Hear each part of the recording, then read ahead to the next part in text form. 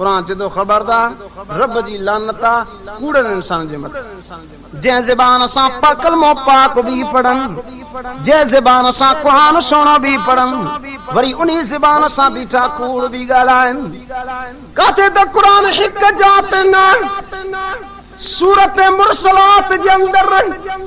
हिक आयत बयान करे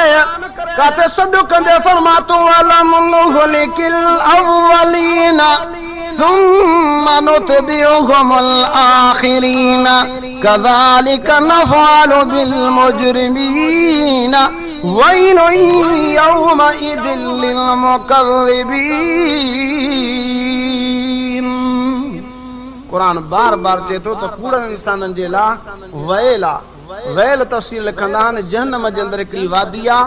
जिते जहन्नमनि जी रत ऐं पूं इकठे थींदी आहे इहा जहन्नम वैल इन जो नालो आहे इहा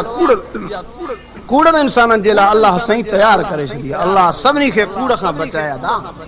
कुरान त चए थो ओढिजो मां रब खां पर सचनि सां कठे गुज़ारियो पर वरी बि रब जो कुरान चए थो अय्युहल्लज़ीना आमनु तक़ुल्लाह ओढिजो ईमान वारो पंहिंजे अलाह खां उन्ही जो ख़ौफ़ करणु खपे न